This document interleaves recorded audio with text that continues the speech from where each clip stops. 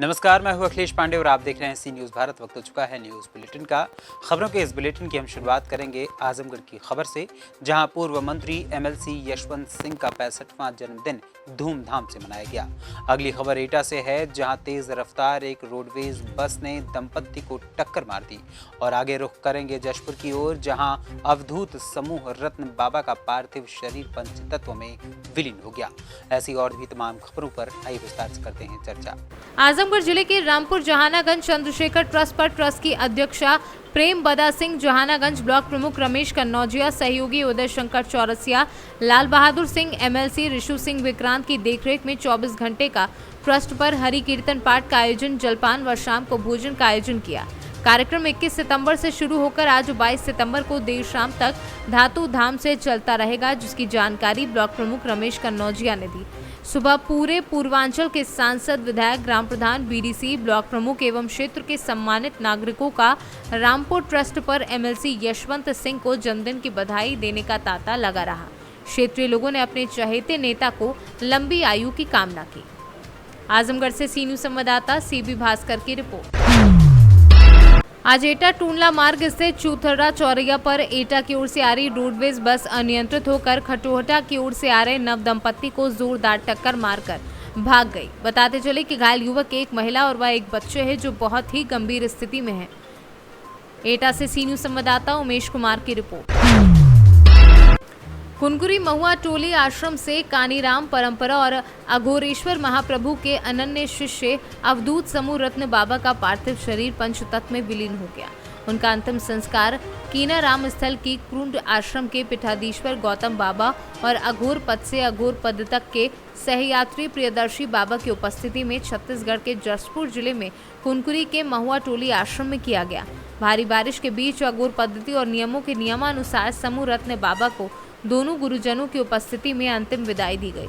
समूह रत्न जी महाराज के अंतिम दर्शन के लिए छत्तीसगढ़ के साथ ही मध्य प्रदेश, उत्तर प्रदेश, उत्तराखंड, पश्चिम बंगाल, दिल्ली और उनके गृह राज्य बिहार से हजारों की संख्या में बाबा के शिष्य और भक्तगण कुनकुरी के महुआ टोली पहुंचे।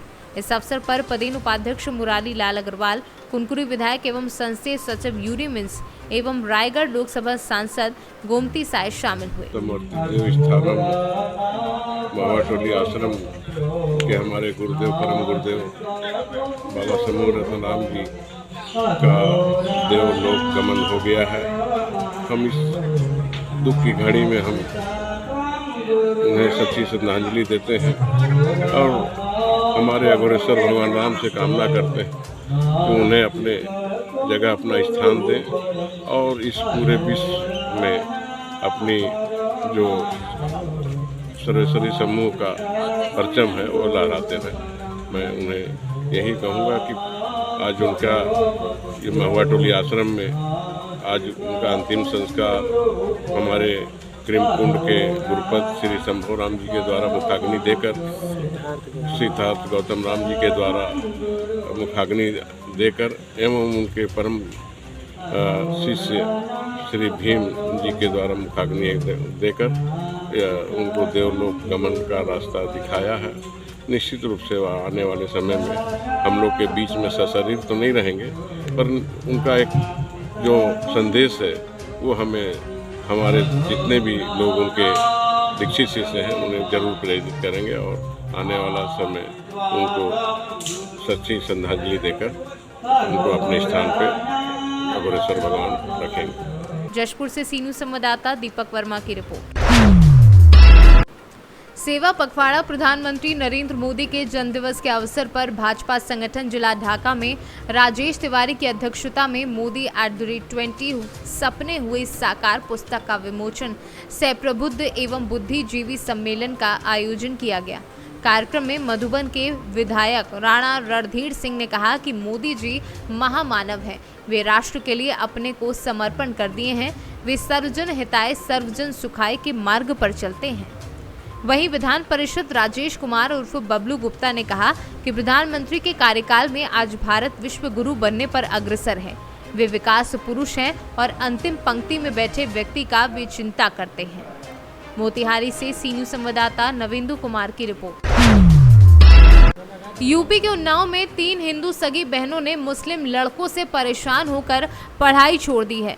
बहनों का कहना है कि आरोपी उनसे मदरसे में पढ़ने के लिए कहते हैं, साथ ही उनको स्कूल की ड्रेस, शर्ट, स्कर्ट पहनने से भी रोकते हैं। उनसे रास्ते में अश्लील हरकतें करते हैं।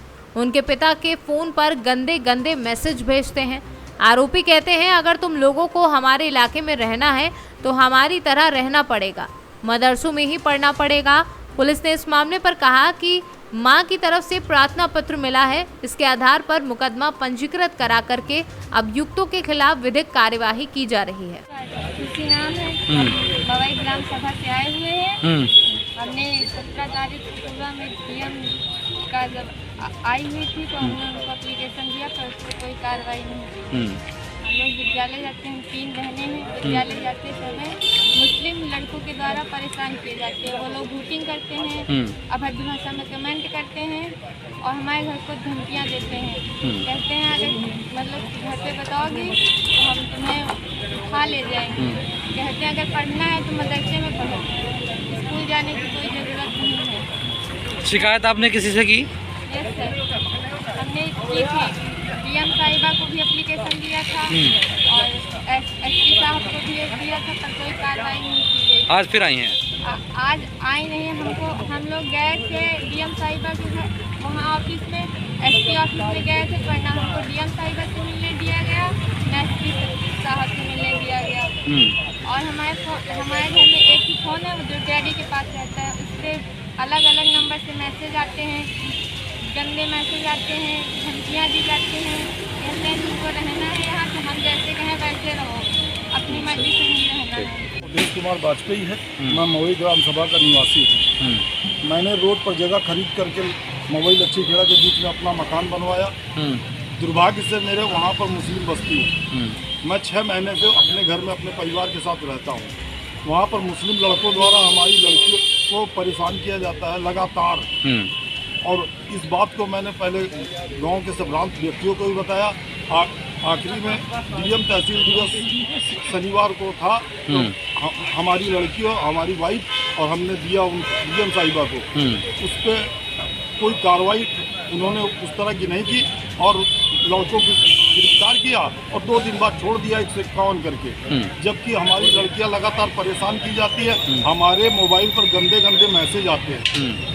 उसके बाद वो भी हमने दिखाया और जब हमारे घर से पूछा जाता थाने में क्या हुआ तो वो लोग कुछ बताने के लिए राजी नहीं है। धमकाया भी जा रहा है, लगातार धमकियां दी जा रही है। हमारे घर के सामने मुस्लिम समुदाय के लोग इकट्ठा होकर के कहते हैं कि अपनी लड़कियों को पढ़ाना है तो मदरसे में पढ़ाओ, इस मोहल्ले में रहना है तो मदरसे में पढ़ना पड़ेगा, आप स्कूल में नहीं पढ़ा सकते हैं। आज आप मुख्यालय आए हैं, किससे मिले, क्या एप्लीकेशन दी है आपने आज? जी, मैंने डीएम साहिबा के ऑफिस में भी एप्लीकेशन दी। डीएम साहिबा नहीं मिली, लेकिन उनके अधीनस्थ अधिकारी और एसपी के कार्यालय में भी मैंने एप्लीकेशन दी, लेकिन एसपी साहब नहीं मिले उनके अधीनस्थ अधिकारियों को। और मेरा हाथ जोड़कर निवेदन है कि मेरे एप्लीकेशन पर सही कार्रवाई हो। पीड़िता की माँ की तरफ से प्रार्थना पत्र दिया गया है, जिसके आधार पर थाना मौरवा मुकदमा पंजीकृत करा करके अभियुक्तों के खिलाफ विधिक कार्रवाई की जा रही है। उन्नाव से सीनू संवाददाता अजय कुमार की रिपोर्ट। जनपद बदायूं के बिलसी नगर के ज्वाला प्रसाद जैन स्कूल में चल रही श्रीमद् भागवत कथा के 6ठे दिन भक्तों की खासी भीड़ उमड़ी। यहां कथावाचक रामचंद्राचार्य ने भगवान श्री कृष्ण की दिव्य महारस लीला का वर्णन किया। उन्होंने कहा कि भगवान की महारस लीला इतनी दिव्य है कि स्वयं भोलेनाथ उनके बाल रूप के दर्शन करने के लिए गोकुल पहुंच गए। वर्णन सुन श्रोता भाव विभोर हो उठे। आपको बता दें कि सिद्ध पीठ बालाजी दरबार की ओर से हर वर्ष की भांति इस वर्ष भी श्रीमद् भागवत कथा का आयोजन किया जा रहा है। आयोजनकर्ता प्रदीप शर्मा ने बताया कि कल 22 सितंबर को कथा का समापन होगा तथा 23 सितंबर को कवि सम्मेलन का आयोजन होगा। उन्होंने क्षेत्र के लोगों से अधिक संख्या में पहुंचने की अपील की। लोकोत्तर सौंदर्य माधुर्य के निधि करोड़ों कामदेव जिनके सौंदर्य को देख करके लज्जित हो जाएगा, ऐसे भगवान श्याम सुंदर जब कटाक्ष तिरछी चितवन से। 6ठा दिन है। ये सिद्धपीठ श्री बालाजी धाम बिलसी की ओर से हर वर्ष की जाती है। जो आज भी जारी है। आज छठा दिन था, कल 7वां दिवस कथा का अंतिम दिन होगा समापन। और 23 तारीख को कवि सम्मेलन का आयोजन है, वो दिन में रहेगा, पहले रात्रि को था, लेकिन महाराज जी की व्यस्तता के चलते दिन में कार्यक्रम को किया गया है। बदायूं से सीनू संवाददाता नईम अब्बासी की रिपोर्ट। पुलिस अधीक्षक हाथरस देवेश कुमार पांडे के निर्देशन में अवैध मादक पदार्थों की बरामदगी एवं तस्करी के विरुद्ध चलाए जा रहे अभियान के तहत थाना सिकंदराव पुलिस द्वारा 2 अभियुक्तों को गिरफ्तार किया गया है, जिनके कब्जे से 894 ग्राम नशीला पदार्थ व 8,370 रुपये नकद बरामद किए हैं। हाथरस से सीनू संवाददाता आनंद सिसोदिया की रिपोर्ट। समस्तीपुर उजियारपुर प्रखंड के चांद और पश्चिमी पंचायत में मुख्यमंत्री का 7 निश्चय योजना के अंतर्गत ग्रीन प्रोजेक्ट नल जल योजना ध्वस्त हो चुकी है। पानी के लिए महादलित एवं अल्पसंख्यक कर रहे हैं त्राही। नल जल योजना को अविलंब दुरुस्त करने की प्रशासन से मांग की जा रही है और पूरी नहीं करने पर आंदोलन का आह्वान भी किया गया है। भाकपा माले जिला स्थायी समिति के सदस्य महावीर पोद्दार ने जिला समाहर्ता से मांग की है कि अविलंब इस समस्या का निदान किया जाए। जांच टीम गठित कर सभी पहलुओं पर जांच कर दोषियों पर ठोस कानूनी कार्यवाही की जाए। कब से पानी का जो है कनेक्शन ऐसा किया हुआ है? जब से चालू हुआ है ना सर, तब से मतलब व्यवस्था पूरा ही खराब है जी, समझ गया ना। और जब बिजली आता है ना तो मतलब तभी पानी का व्यवस्था होता है। बिजली जब कट जाता है उसके बाद हम लोग। तो पानी का टंकी का यहाँ व्यवस्था नहीं किया गया है? नहीं, पानी का टंकी का व्यवस्था यहाँ नहीं किया गया। तो कुछ उच्च पदाधिकारी से इंक्वायरी वगैरह हुआ है कि नहीं हुआ है? कुछ नहीं हुआ। शुरू से जब से लगा है, जब से इसी तरह है? पानी टाइम से मिलता है आप लोगों को? जब बिजली आता है ना सर, जब बिजली आता है तभी पानी मिलता है, इसके बाद नहीं। समस्तीपुर से सीनू संवाददाता प्रवीण प्रकाश की रिपोर्ट। सोनभद्र के रावटगंज क्षेत्र अंतर्गत वार्ड नंबर 6 अखाड़ा मोहाल चंडी होटल के समीप स्थित श्वेता हॉस्पिटल को 15 सितंबर बृहस्पतिवार को हॉस्पिटल में डॉक्टर की उपस्थिति न होने के कारण नोडल अधिकारी द्वारा हॉस्पिटल को सीज कर दिया गया था। उपरोक्त उपरांत श्वेता हॉस्पिटल द्वारा दिए गए स्पष्टीकरण के बाद पुनः हॉस्पिटल का संचालन नियमित रूप से चालू है, जहां मरीजों का इलाज जारी है। मेरा नाम डॉक्टर एस के पटेल है। सर, ये श्वेता हॉस्पिटल जो 15 सितंबर को सीज किया गया था, इसका वजह क्या है?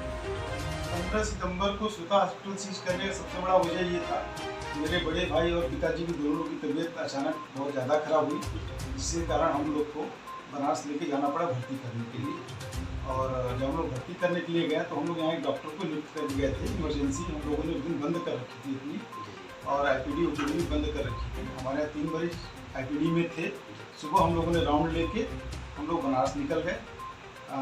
उसी बीच हमारे नोडल साहब और GM साहब भी आए, उन्होंने निरीक्षण किया तो हम लोग उपस्थित नहीं मिले, तो उन्होंने सीज करके स्पष्टीकरण मांगा कि डॉक्टर नहीं है। तो दूसरे दिन हम लोग फिर उपस्थित हुए उनके कार्यालय में, और अपना जो काम था, जिस कारण से हम लोग गए थे, उनको हम लोगों ने बताया सर हमारे सामने ये दिक्कत थी, तो वो लोग स्वीकार किए और उसके बाद सारा कागज सही पाया गया।